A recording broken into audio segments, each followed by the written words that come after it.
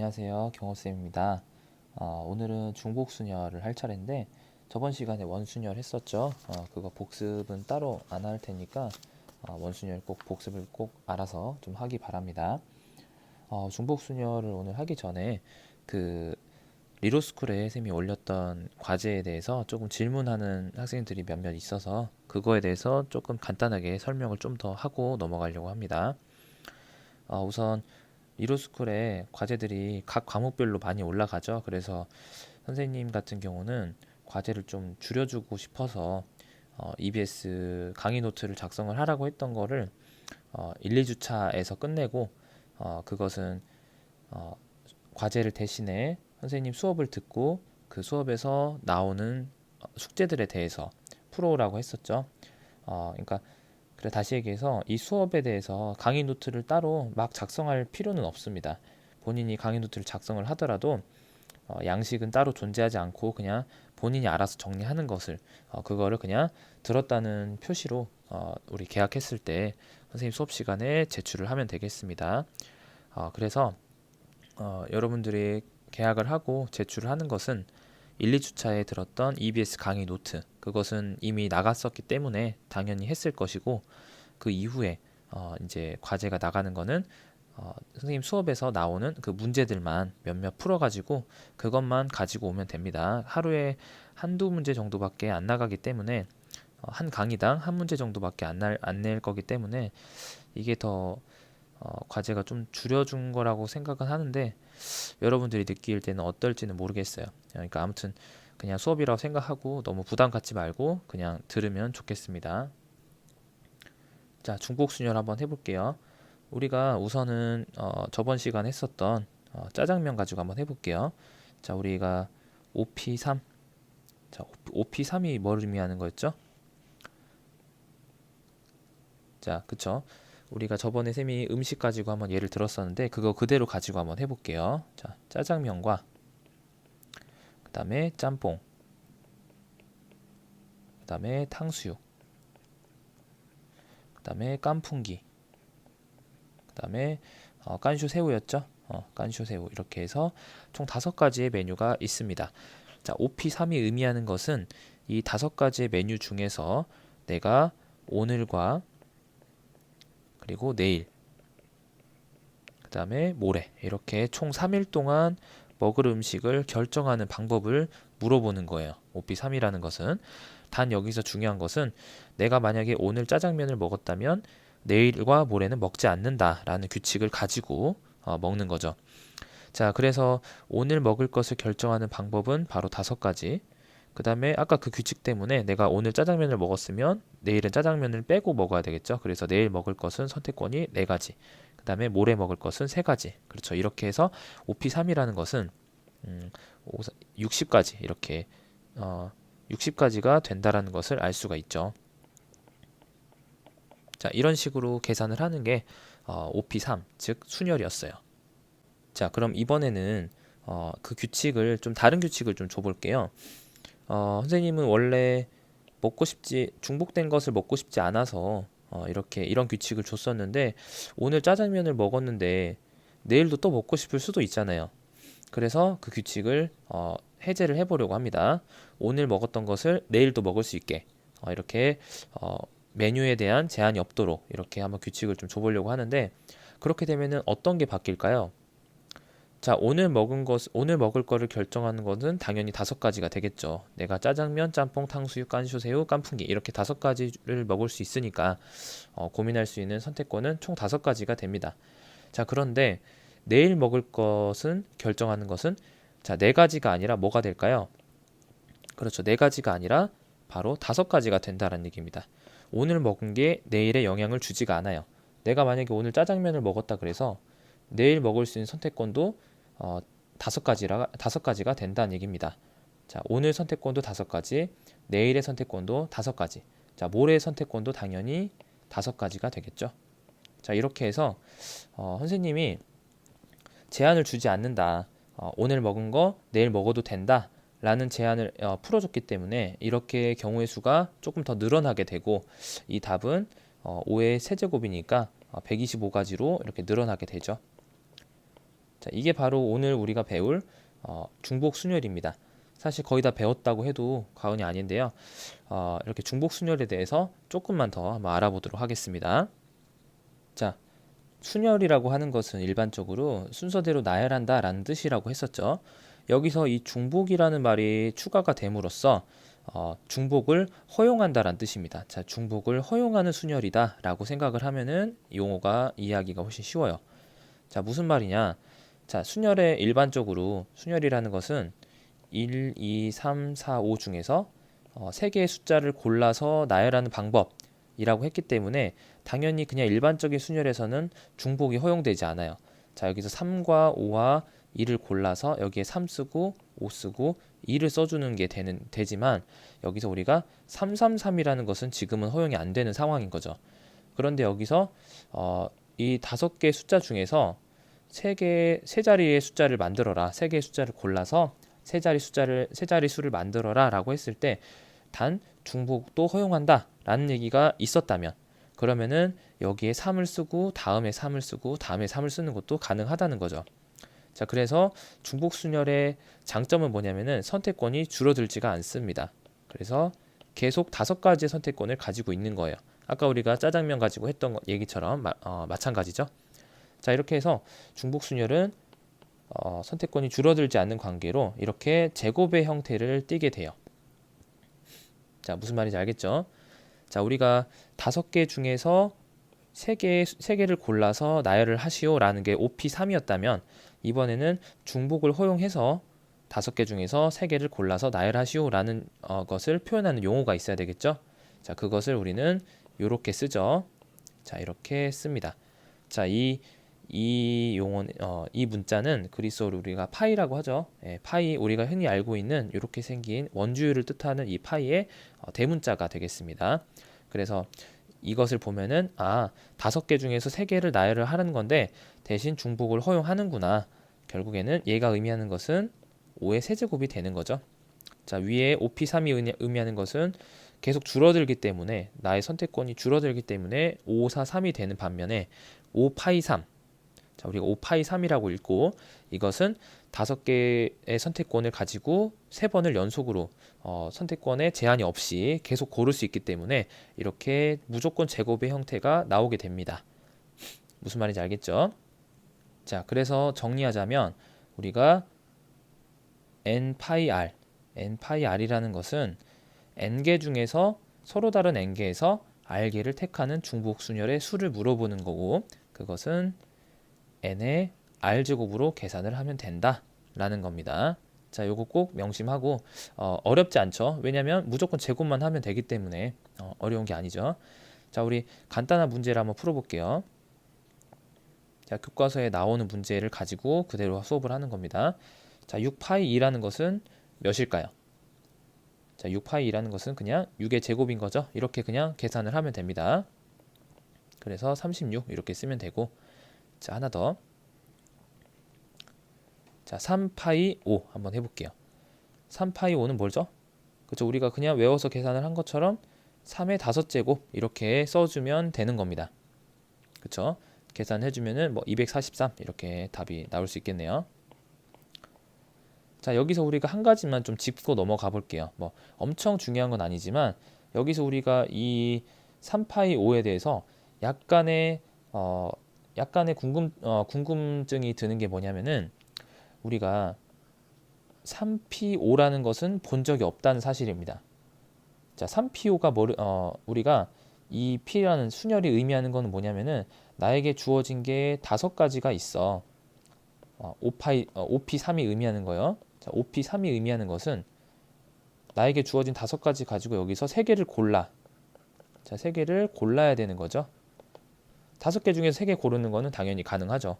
자, 그런데 3P5라는 것은 말이 안 되는 게 내가 가지고 있는 것은 3개밖에 없는데 거기서 5개를 골라야 되는 거죠. 5개. 말이 안 되죠? 그래서 일반적으로 순열에서는 여기 이 위치에 있는 숫자가 이 두 번째 있는 위치에 있는 숫자보다 작아질 수가 없습니다. 그쵸? 그래서 무조건 크거나 같을 수밖에 없는 거죠. 자, 그런데 3파이 5 같은 경우는 가능합니다. 자, 왜 가능하냐면은 중복이 허용되기 때문이에요. 자, 여기서 이 세 개 중에서 내가 5개를 고를 수는 없겠지만 이게 중복이 계속해서 허용이 된다면 세 개를 가지고 5개를 구성하는 것도 가능하겠죠. 자, 예를 들면 짜장면과 짬뽕, 그다음에 탕수육 이렇게 세 개의 메뉴 가지고 너가 5일을 먹어야 돼 라고 했다면, 만약에 오늘 먹은 거 내일 먹으면 안 돼 라고 했으면 당연히 그게 불가능하겠죠. 5일 동안 먹어야 되는데 이틀은 못 먹을 거 아니에요. 자, 그런데 5일 동안 먹어야 되는데 대신 메뉴는 계속해서 중복을 허용해 줄게. 오늘 먹은 거 내일 먹어도 되고 그렇게 된다고 해주면 당연히 그건 가능하겠죠. 그쵸?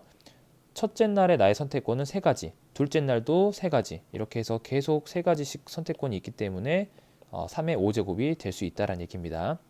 자, 이렇게 중복순열은 첫 번째 있는 숫자, 첫 번째 위치에 있는 숫자가 여기 이 위치에 있는 숫자보다 작아질 수 있다. 뭐, 요 정도 사실 한번 좀 간단하게 짚고 넘어가 보도록 하겠습니다. 자, 이 문제를 볼까요? 우리가 중복순열에서 가장 응용할 수 있는 것은 바로 이렇게 함수의 개수를 구하는 겁니다. 자, 이 문제를 한번 읽어볼게요. 두 집합 x, y에 대해서 집합 x에서 집합 y로의 함수의 개수를 구하시오 라는 문제가 있죠. 자, 우선 여기서 조금 더 자세하게 천천히 한번 해볼게요. 자, 함수의 정의가 뭘까요? 함수. 쉽게 생각하면은 x에서 지금 y로 가는 거죠. 자, 함수의 정의는 정역의 각 원소에 정역에, 자, 써볼게요. 그림으로 한번 그려볼게요.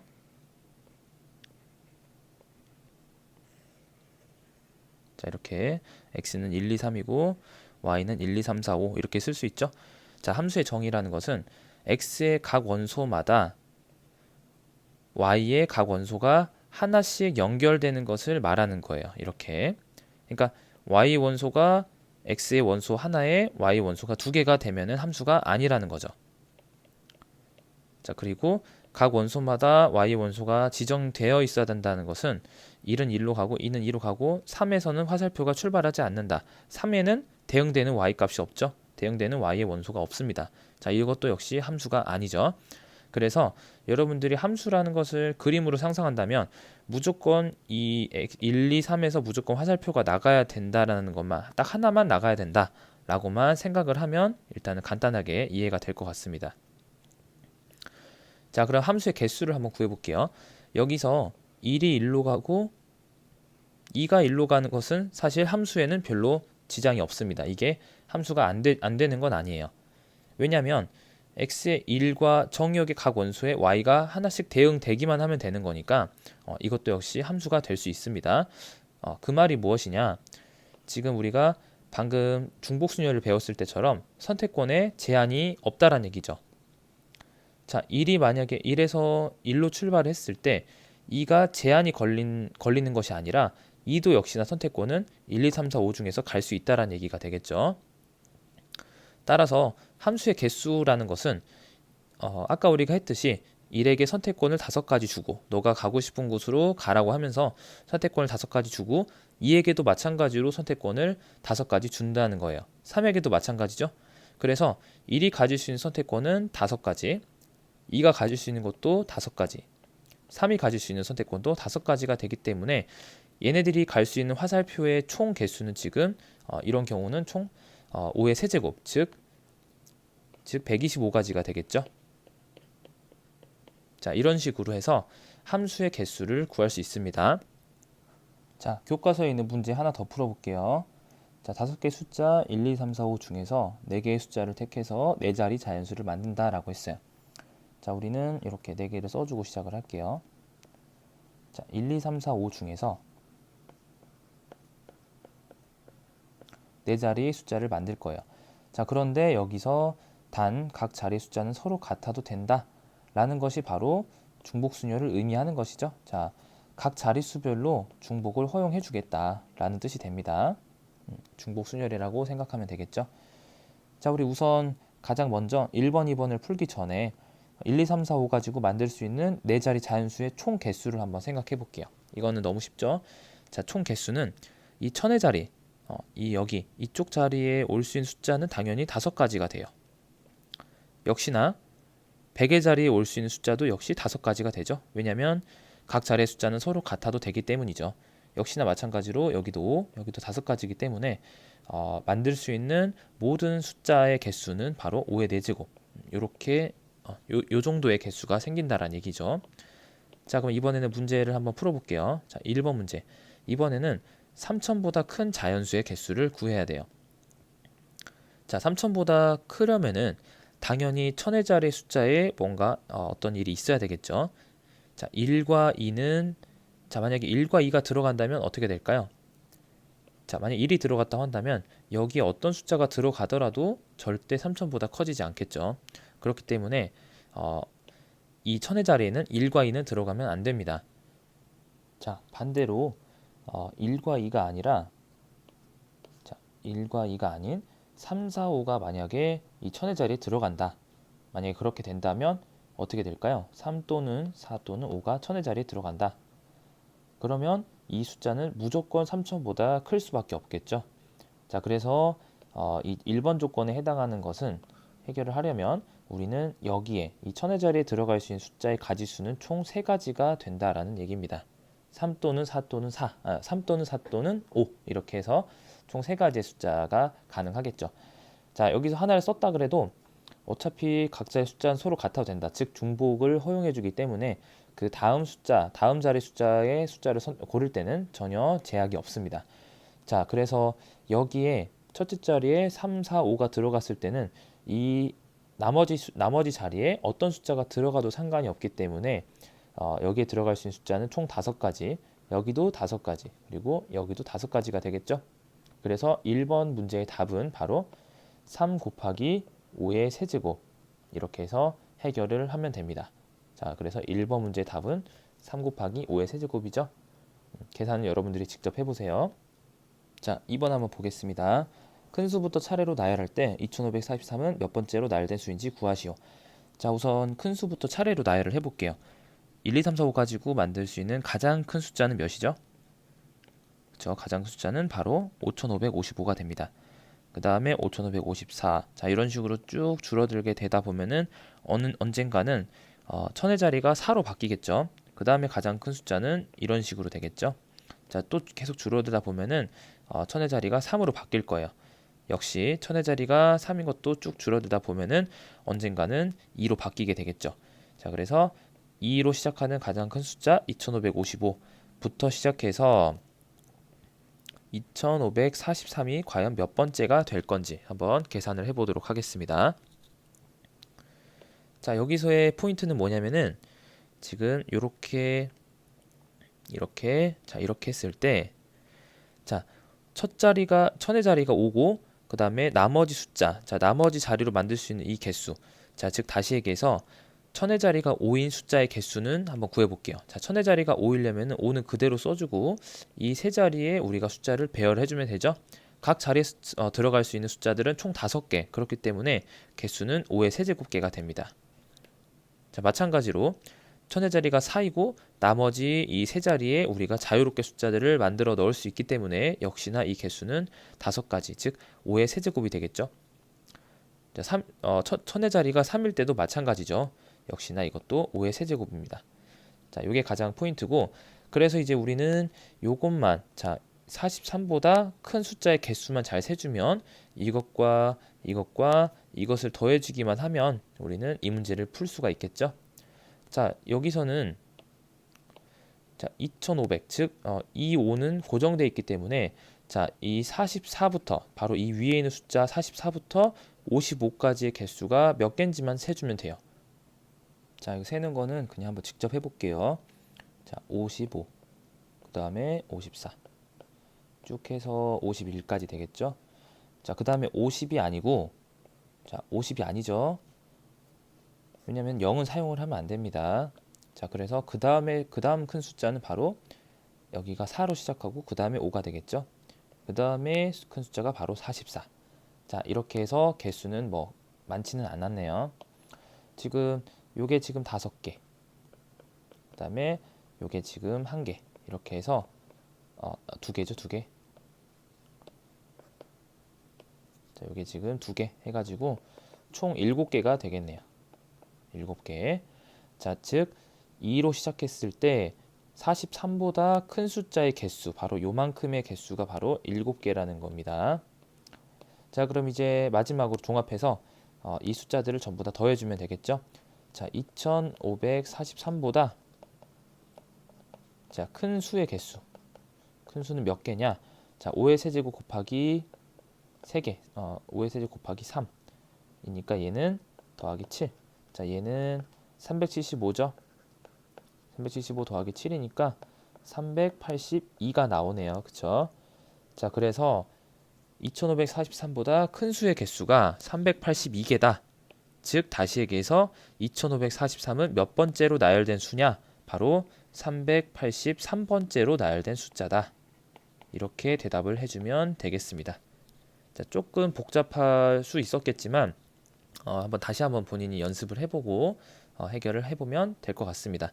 자, 여기서 중요한 것은 바로 요 덩어리와 자, 요 덩어리의 개수가 전부 다 동일하다는 거. 그게 포인트고, 그리고 여기 요 정도는 그냥 직접 본인이 찾는 게 가장 빠를 거라고 쌤은 생각합니다. 자, 이렇게 3번 문제까지 풀어봤네요. 자, 오늘은 중복순열에 대해서 간단하게 한번 쌤이랑 같이 다뤄봤는데 여기서 오늘 수업은 마무리하고 다음 시간에는 같은 것이 있는 순열 가지고 한번 해보겠습니다. 자, 오늘은 과제는 따로 없고 오늘 배웠던 것들 그냥 한번 스스로 복습 한번 해보면 좋을 것 같습니다. 자, 그럼 다음 시간에 봅시다. 안녕.